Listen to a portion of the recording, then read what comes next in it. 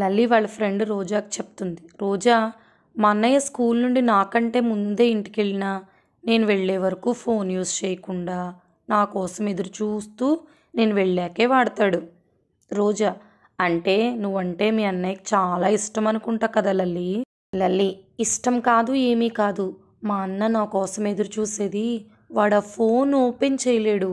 ఎందుకంటే ఆ ఫోన్కి నా ఫేస్ స్క్రీన్ లాక్గా పెట్టాను. అంటే నేను ఉంటేనే కదా ఫోన్ ఓపెన్ అవుతుంది. సోషల్ టీచర్ రాహుల్, యుద్ధానికి వాడే కొన్ని వెపన్స్ పేర్లు చెప్పు. రాహుల్, బెల్టు, దువ్వెన, రోటీ కర్ర, చీపురు పుల్ల, గరిట.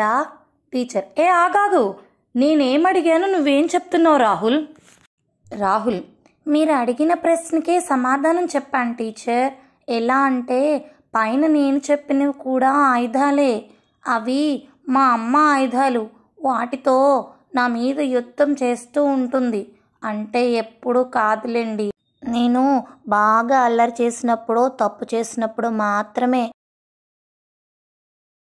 బంటి వాళ్ళ స్కూల్లో వాళ్ళ టీచర్, టైం ఎవరి కోసం ఆగదు కాబట్టి చక్కగా టైంకి మీ వర్క్ పూర్తి చేసుకోవటం అలవాటు చేసుకోవాలి. బంటి ఇంటికి వెళ్ళాక, అమ్మా, మా టీచర్ చెప్పేది ఏదీ నిజం కాదనిపిస్తుంది ఇవాళ. బంటి వాళ్ళ అమ్మగారు, అదేంటి, నీకు మీ టీచర్ అంటే చాలా ఇష్టం కదా, ఆవిడన్నీ మంచి విషయాలే చెప్తారన్నావు కదా, ఏమైంది ఇవాళ?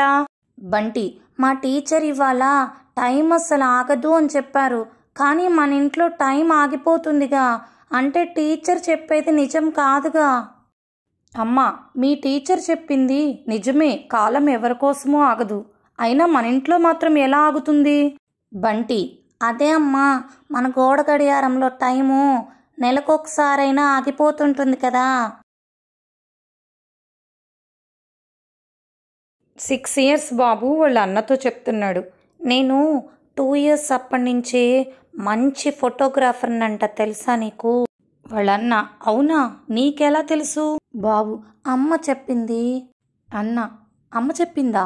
బాబు, అవును, కావాలంటే ఇదిగో అమ్మ నాన్న పెళ్ళి ఆల్బమ్ చూడు, అందులో నేను లేను, ఎందుకో తెలుసా? అప్పుడు నేను వాళ్ళ పెళ్ళి ఫొటోస్ అంటే ఇవే తీస్తున్నానంట, అందుకే నేనే ఫోటోలోనూ లేను.